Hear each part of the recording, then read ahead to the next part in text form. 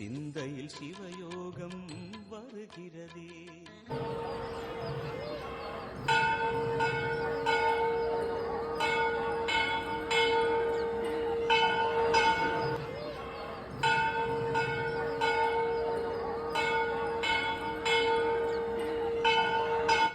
ஓம் மைஜாய் வித்மகே தண்டகஸ்தாய் தீமகே தன்னோ வாராகி ப்ஷோதியா.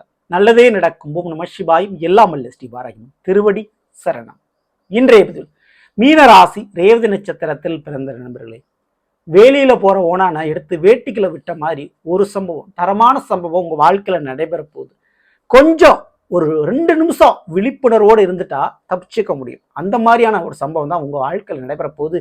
மிக முக்கியமா அங்காரகன் மற்றும் ஆயுள் காரகனும் இந்த 2 கிரகங்களும் ஒன்று கூட போகிறார்கள் உங்களுடைய ராசியில. ஸோ அதை பத்தி தான் இன்றைய பதிவில் வரும். பதிவை ஃபுல்லா பண்ணுங்க நம்ம சேனல்ல. ஏற்கனவே மீன ராசி ரேவதி நட்சத்திரத்தில் பிறந்த உங்களுக்கு தமிழ் புத்தாண்டு பலன்கள் மற்றும் குருவுடைய வக்ர நிவர்த்தி பலன்கள் இரண்டுமே பதிவிட்டாச்சு. பார்க்கலன்னா சேனலை போய் பாருங்க. மேலும் டிஸ்கஷன் லிங்க் இருக்கும், பிரஸ் பண்ணி பார்த்து பயணிச்சுங்க. மறக்காம நம்ம சேனலை சப்ஸ்கிரைப் பண்ணி கூட தர பெல்லைக்கான பிரஸ் பண்ணிட்டு பக்கத்தில் ஒரு ஆளுன்ற சொல்லி தவறாம பிரச்சனை நாங்கள் பதிவிடக்கூடிய அடுத்தடுத்த பதிவுகள் உங்களுக்கு உடனுக்குடன் நோட்டிஃபிகேஷனாக வந்து சேரும். மீன ராசி ரேவதி நட்சத்திரத்தில் பிறந்த நண்பர்கள், முதல்ல உங்களுடைய மீன ராசியில் சனி பகவான் வந்து அமர்ந்திருக்காரு. ஓகேங்களா, ஜென்மத்தில் சனி பகவான் இன்னும் ரேவதி நட்சத்திரத்துக்கு அவர் வரல. ஓகேங்களா, ஸோ 2028 தான் ரேவதி நட்சத்திரத்துக்கு வருவார். ஸோ அதுவரை கவலைப்படாமல் நீங்கள் இருக்கலாம். ஜென்ம ராசியில் இருந்தாலும் ஜென்ம நட்சத்திரத்துக்கு இன்னும் சனி பகவான் வரல. ஓகேங்களா, சரி, இப்போ ஒவ்வொரு நிகழ்வையும் நடக்கக்கூடிய வாழ்க்கையில் கிடைக்கக்கூடிய ஒவ்வொரு வாய்ப்பையும் சரியாக பயன்படுத்தணும் இந்த ரேவதி நட்சத்திரக்காரங்க. ஏன்னா அப்பனா தான் எதிர்காலத்தில் வரக்கூடிய கஷ்ட நஷ்டங்கள்லேருந்து நீங்கள் சேஃபாக தப்பிச்சுக்க முடியும். ஸோ அப்போ பார்க்கும்போது ஒவ்வொரு கிரகத்தினுடைய பயிற்சி ரொம்ப ரொம்ப உங்களுக்கு முக்கியமானது. அப்படி இந்த செவ்வாயினுடைய பயிற்சி, அதாவது அங்காரகன்னு சொல்லுவாங்க செவ்வாய் பகவான். ஒருத்தருடைய ஜாதகத்தில் இருக்கக்கூடிய எதிரி கடன் நோயை அடைக்கணும்னா அந்த ஜாதகத்தில் செவ்வாய் நல்ல நிலையில் இருக்கும். அப்படிப்பட்ட செவ்வாய் உங்களுடைய ராசிக்கு வந்து அமரப்போறாரு. எப்போ? ஏப்ரல் 1ஆம் தேதிக்கு பிறகு கும்பத்தில் இருக்கக்கூடிய செவ்வாய் அப்படியே பேரிச்சி அடைஞ்சு உங்க ராசியில் வரப்போறாரு. சனி பகவானோடு ஒன்று சேரப்போறாரு. இப்போ சனி செவ்வாய் ரெண்டுமே பகை கிரகங்கள், ரெண்டுமே ஒண்ணுக்கு ஒண்ணு முரண்பட்ட கிரகங்கள் அப்படின்னு சொல்லிக்கலாம். ஸோ 2 கிரகங்களும் உங்க ராசியில ஒண்ணு கூடுது. மிக முக்கியமா உங்களுடைய ரேவதி நட்சத்திரத்துக்கு அதிபதி யாரு? புதன் பகவான். அந்த புதனுடைய வீட்டில், அதாவது மிதுன ராசியில் உங்களுடைய ராசிநாதன் குரு அமர்ந்திருக்கிறார். ஓகேங்களா, மறைமுகமான வழிகளில் குருவால உங்களுக்கு சப்போர்ட் பண்ண முடியும். எந்தெந்த விஷயத்துல? ஒரு சொத்து, ஒரு நிலம் சார்ந்த விஷயங்கள், படிப்பு விஷயத்துல, ஓகேங்களா, மானம் சம்பந்தமான சமாச்சாரத்துல கண்டிப்பா குருவானால மறைமுகமான வழியில சப்போர்ட் பண்ண முடியும். யாரோ ஒருத்தவங்க வந்து டக்குன்னு உங்களுக்கு ஹெல்ப் பண்ணிடுவாங்க. சொத்து விஷயத்திலையும் சரி, உங்களுடைய கற்பு, மானம், தன்மானம், கௌரவ விஷயத்திலும் சரி கை கொடுத்து காப்பாற்றிடுவாங்க. சரி, இப்போ அந்த செவ்வாய் சனியுடைய பயிற்சியால் என்ன பலன் கிடைக்குது? முதல் விஷயம், இந்த செவ்வாய் சனி ஒன்று சேர்ந்தால் நிறைய விஷயங்கள்ல மாறுபடும். அதுல முதல் விஷயம் வேலை விஷயத்துல. ஸோ வேலை விஷயத்துல ரொம்ப ரொம்ப கவனம் தேங்க ரேவதி நட்சத்திரக்காரங்க. கணக்கு வழக்குல கோட்டை விட்டுறாதீங்க. வேலையில நீங்க செய்யக்கூடிய தவறுகள் வெளியில சுட்டி காட்டப்படும். சின்ன மிஸ்டேக்ஸ் பண்ணீங்கன்னா அது பெரிய இஷ்யூ ஆகும். ஸோ அந்த தவறுகளை மறைக்கிறதுக்காக சில விஷயங்கள் நீங்க பண்ணுவீங்க. ஸோ உங்களுடைய தவறுகளை, மிஸ்டேக்ஸை கண்டுபிடிக்கிறதுக்காக கழுகு பார்வை மாதிரி பார்த்துக்கிட்டு கூட இருக்கக்கூடியவங்க இருப்பாங்க. ஸோ அந்த அளவுக்கு அவங்களோட எதிர்ப்பை சம்பாதிக்கக்கூடிய ஒரு நேர காலகட்டங்கள்.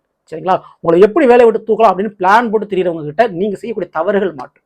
ஸோ அப்போ கண்டிப்பா ரேவதிக்காக ரொம்ப ரொம்ப கவனத்தோடு கேர்ஃபுல்லா இருக்கணும். வேலை பார்க்கக்கூடிய இடத்துல வார்த்தைகளால் சண்டை சச்சரவு ஏற்படுறதுக்கு வாய்ப்புகள் அதிகம். கொஞ்சம் அதுலயும் கவனத்தோடு இருக்கும். ஆனா அதே போல குடும்பத்துல, இது வேலை பார்க்குற இடம், குடும்பத்துல என்ன நடக்கும் அப்படின்னா சொத்து தகராறு பிரச்சனைகள் உருவாகும். தேவையில்லாத போலீஸ் ஸ்டேஷன் வழக்குகள் போகக்கூடிய வாய்ப்பு உண்டு.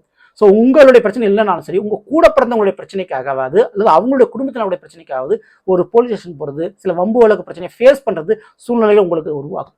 சரி, இதுக்கு நான் பொறுப்பேற்றுக்கிறேங்க, நான் தான் எல்லாம் பார்த்து நான் சரி பண்றேங்க அப்படின்னு சும்மா நான் சொன்ன மாதிரி, முதல்ல சொன்ன மாதிரி வேலியில ஓனான் எடுத்து வேட்டிகள் விட்ட மாதிரி உங்களுடைய குடும்பத்தில் நடக்கக்கூடிய உறுப்பினருடைய பிரச்சனைக்கு நீங்க பொறுப்பேற்று அந்த பிரச்சனையை உங்க தலைமையில தூக்கி போட்டுக்கிட்டீங்கன்னா பிரச்சனைக்கு காரணம் முழுக்க நீங்க தான் அப்படின்ற மாதிரி பழி பாவத்திற்கு ஆளாவீங்க. அதுக்கு ரொம்ப ரொம்ப ரொம்ப ரொம்ப வாய்ப்பு இருக்கு. அதோட மற்றவங்களுடைய சொத்துக்கு ஜாமீன், கேரண்டி அல்லது சொத்து விஷயத்துல இல்ல கடன் வாங்கக்கூடிய விஷயத்துல பொறுப்பேற்றீங்கன்னா அதுலயும் நீங்க மாட்டுவீங்க.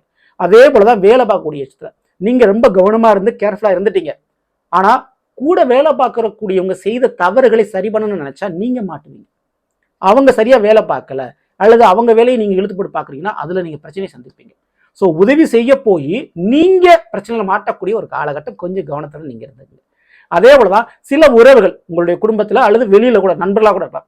ஸோ உங்களை விட்டு விலகி போயிருப்பாங்க அல்லது உங்களை ஏமாத்திட்டு போயிருப்பாங்க. சரி, இப்போ மன்னிச்சு ஏத்துக்குவோம் அப்படின்ற ஒரு மனநிலைக்கு நீங்கள் மாறுவீங்க. ஸோ அப்படி விலகி சென்ற உறவுகள் துரோகியாக இருக்கலாம், அதில் எதிரியாக இருக்கலாம். ஸோ உங்களுடைய இரக்கத்தாலும் மன்னிப்பு குணத்தாலும் மீண்டும் ஒன்றிணைந்து சரி சேர்த்துக்குவோம், நம்ம குடும்பத்தில் சேர்த்துக்குவோம் அப்படி சேர்க்கும்போது அதனால ஒரு பிரச்சனை உருவாகும். சரிங்களா? சும்மா கிடந்த சங்க ஊதி கிடந்த ஆண்டின்ற மாதிரி அந்த வெளியில போன உறவுகள் அல்லது விலகி போன உறவுகளை சரி நம்ம திருப்பி இழுத்து பிடிச்சி வைப்போம்னு நீங்க இழுத்து பிடிச்சி வைப்பீங்க இல்லையா, அதனால பிரச்சனை வரும். ஸோ இந்த ஒரு இடத்துல காதல் வயப்படக்கூடியவர்கள் ரொம்ப ரொம்ப காதல் வரல கவனத்தோட நீங்க இருக்கணும். என்னங்க ஒரே நெகட்டிவா சொல்லிட்டு வரீங்க, பாசிட்டிவ் எதுவுமே இல்லையா, நல்ல விஷயம் எதுவுமே இல்லை அப்படின்னா கண்டிப்பா இருக்கு.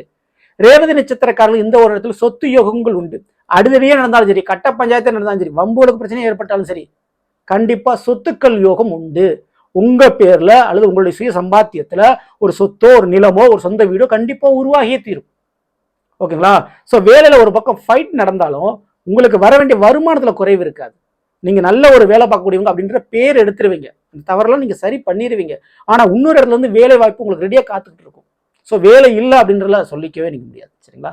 அதே படிக்கிற மாணவர்களுக்கு இந்த நேரத்துல ஸ்போர்ட்ஸ் சம்பந்தமான விஷயத்துல நல்ல ஒரு சக்சஸ் இருக்கும். மெடிக்கல் ஃபீல்டு இருக்கக்கூடியவங்க அல்லது ரயில்வே டிபார்ட்மெண்ட்ல இருக்கக்கூடியவங்க அல்லது காவல்துறையில் இருக்கக்கூடியவங்களுக்கு போலீஸ் டிபார்ட்மெண்ட் சூப்பரான ஒரு காலகட்டம். பல கேஸ் விஷயத்தை ஜெயிக்க முடியும், நீங்க ஒரு ரெகக்னேஷன் ஒரு அங்கீகாரம் வாங்க முடியும். ஸோ அதுக்கு ரொம்ப ரொம்ப சான்சஸ் இருக்குது. ஸோ மேலும் எப்படி பார்த்தாலும் உங்களுடைய வாழ்க்கை துணை சார்ந்த பிரச்சனைகளை நீங்க சரி பண்ணிக்க முடியும். ஸோ திருமண வாழ்க்கையில் இருக்கக்கூடிய போராட்ட பிரச்சனைகளை இப்போ சரி பண்ண முடியும் உங்களால. துணிந்து முடிவெடுத்து தெளிவான ஒரு முடிவெடுத்து கண்டிப்பா நீங்க அந்த திருமண வாழ்க்கைக்கு ஒரு முடிவை கொடுத்துருவீங்க. ஸோ அதை கண்டிப்பா ரேவதி நட்சத்திரக்காரர்களால செய்ய முடியும். ஓகேங்களா? ஸோ இதற்கடுத்து மிக முக்கியமான ஒரு விஷயம் அப்படின்னா இந்த அரசு வேலைக்கு காத்திருப்பவர்களுக்கு கண்டிப்பா நான் சொன்ன மாதிரி இந்த போலீஸ் டிபார்ட்மெண்ட், நீதித்துறை, வக்கீல் போன்ற நீதித்துறை, ரயில்வே டிபார்ட்மெண்ட் போன்ற செக்ஷன்களை தவிர்த்து மிக முக்கியமா போஸ்ட் ஆபீஸ் மற்றும் இபி செக்ஷன்ல வேலை கிடைக்கக்கூடிய வாய்ப்புகள் இங்க இருக்கு. ஸோ அந்த தொழில் ஆல்ரெடி நான் இருக்கிறேங்க அப்படின்னா அவங்களுக்குலாம் ரொம்ப ரொம்ப சக்ஸஸ் தாங்க. சரிங்களா? அதில் நல்ல ஒரு லாபங்கள் நல்ல ஒரு யோகங்கள் கண்டிப்பாக முன்னேற்றங்கள் உங்களுக்கு இருக்குது. ஸோ இது போக இந்த சனி மற்றும் செவ்வாய் இது 2 கிரகங்களும் உங்களுடைய மீனராசியில் அமர்ந்திருந்து 7ஆம் பார்வை 7ஆம் வீட்டான கன்னி ராசியை பார்க்குறாங்க. ஸோ 7ஆம் வீட்டை பார்ப்பதால் இந்த செவ்வாய் சனி சேர்க்கை. ஸோ வெட்டு 1 துண்டு 2ன்ற மாதிரி சில உறவுகளை நீங்க விட்டு விலகி போகிறது உங்களுக்கு நல்லது. துணிஞ்சு நீங்க முடிவெடுக்கிறது நல்லது. பிடிச்சு வைக்காதீங்க. அதே போல தேவையில்லாத உறவுகள்கிட்ட கெஞ்சி நிற்காதீங்க. ஸோ அதை வந்து தவிர்த்துருங்க. ஸோ இங்க கோபத்தால் சண்டை போட்டு வீண் விரயங்கள் தான் உங்களுக்கு தான் தேவையில்லாத ப்ரெஷரு. மௌனமாக விலகிச் செல்வது எப்போதுமே ரேவதி நட்சத்திரக்காரர்களுக்கு நல்லது. வார்த்தையை பிரயோகிக்கும் போது உங்க மேலேயே பழி விழுகக்கூடிய வாய்ப்பு இருக்கு. ஸோ அதனால கண்டிப்பா உறவுகளை மாற்றும், நண்பர்களை மாற்றும், திருமண வாழ்க்கையில தெளிவுபடுத்தும் கண்டிப்பா அந்த செவ்வாய் சனியுடைய சேர்க்கை. சரிங்களா? இப்படி ஒரு மாற்றத்தை செய்யும் போது கண்டிப்பா கூட பிறந்தவங்க விஷயத்திலையும் மாற்றங்கள் செய்யும். கூட பிறந்தவங்க விஷயத்திலையும் ஒரு முடிவை தெளிவுபடுத்தணும். கூட பிறந்தவங்களுக்கு உங்களுக்கு ஏதோ ஒரு சண்டை சச்சரவு நடந்துட்டு இருக்குன்னா அதுல இப்போ ஒரு முடிவு கிடைக்கும் இந்த ஒரு நேரத்தில். ஓகேங்களா? ஸோ இந்த ஒரு நிலை கவனிக்க வேண்டியது, கவனமா இருக்க வேண்டியதுன்னா போலீஸ் தகராறு, நீதித்துறை பிரச்சனைன்னு போனீங்கன்னா அதுல மாட்டுவீங்க. அதேபோல் லேண்டு சொத்து தகராறு போன்ற பிரச்சனைகள் உருவாகும், அதுல ஏமாந்துட வேண்டாம். ஸோ இந்த 2 விஷயம் மட்டும் கவனத்தை வைங்க, மற்றபடி நீங்க பயப்பட வேண்டாம். ஓகேங்களா? நான் ஏற்கனவே சொன்ன மாதிரி தேவையில்லாத சும்மா இருக்கக்கூடிய மற்றவர்களுடைய பிரச்சனையில நீங்க தலை கொடுத்து பொறுப்பேற்று மாட்டிக்காதீங்க. இதுல மட்டும் நீங்க தவிர்த்துட்டா நீங்க நிம்மதியா இருக்க முடியும். அதுல எந்த மாற்று கருத்தும் இல்லை. சரிங்களா? சரி, இந்த ஒரு நேர காலகட்டத்தில் மிக முக்கியமா நான் சொல்லக்கூடியது செவ்வாய் சனி சேர்க்கை. அது உங்களுடைய ஜென்ம ராசியில உங்களுடைய நட்சத்திராதிபதி, அதாவது ரேவதி நட்சத்திர அதிபதி புதன், புதனுடைய வீட்டில் குரு. ஸோ இந்த அமைப்புல நீங்கள் வழிபட வேண்டிய தெய்வம் அப்படின்னா கண்டிப்பா இந்த ஒரு நேரத்துல காளி, துர்க்கை போன்ற தெய்வங்களை புதன்கிழமை என்று வழிபாடு செய்கின்ற பொழுது கண்டிப்பா, அதுவும் புதன்கிழமை என்று எப்படி வழிபாடு செய்யணும்? குங்கும அர்ச்சனை. ஸோ எலுமிச்சம்பழம் பலி கொடுக்கிறது அல்லது குங்கும அர்ச்சனை செய்யறது போன்ற விஷயங்கள் செய்கின்ற பொழுது உங்களுடைய ஆயுளுக்கு வந்த கண்டம் நீங்கும். மரணத்திற்கு ஒப்பான மற்ற கண்டங்கள் தான் பிரச்சனை நீங்கும். தேவையில்லாத ஏவல், பில்லி சூனியம், செய்வனை சம்பந்தமான பிரச்சனைகள் கொஞ்சம் அடங்கும். ஸோ அதிரடியான விபத்துகள், எதிர்பாராத சங்கடங்கள், எதிர்பாராத கடன் பிரச்சனைகள், எதிர்பாராத விரை செலவுகள் இதெல்லாம் கொஞ்சம் குறையும். ஸோ காளி, துர்க்கை போன்ற பெண்களுக்கு குங்கும அர்ச்சனை செவ்வாய்க்கிழமை என்று செஞ்சு அந்த குங்குமத்தை நீங்க திலகமாக இட்டுக்கொள்வது சிறப்பு. தவறாம நீங்க பண்ணீங்க. சரிங்களா? ஸோ நல்லது. மீன ராசி ரேவதி நட்சத்திரத்தில் பிறந்தவர்களுக்குரிய பலனை பற்றி பார்த்து நிச்சயமா அந்த பதிவு உங்களுக்கு யூஸ்ஃபுல்லா இருக்கும்னு நினைக்கிறேன். பிடிச்சிருந்த லைக் பண்ணி நண்பர்களுக்கு முறைகளுக்கு மறக்காம ஷேர் செய்யுங்க. இதுவரை நம்முடைய சேனலை சப்ஸ்கிரைப் பண்ணாமல் சப்ஸ்கிரைப் பண்ணுங்க. கூட இருக்கிற பெல் ஐகானை பிரஸ் பண்ணிட்டு பக்கத்தில் ஒரு ஆளுன்ற ஆப்ஷனை தவறாம செலக்ட் பண்ணி வச்சுங்க. மேலும் அடுத்த சந்திப்போம். நன்றி, வணக்கம். நல்லதே நடக்கும். நம சிவாய். எல்லாம் ஸ்ரீ பாரதி. திருவடி சரணம்.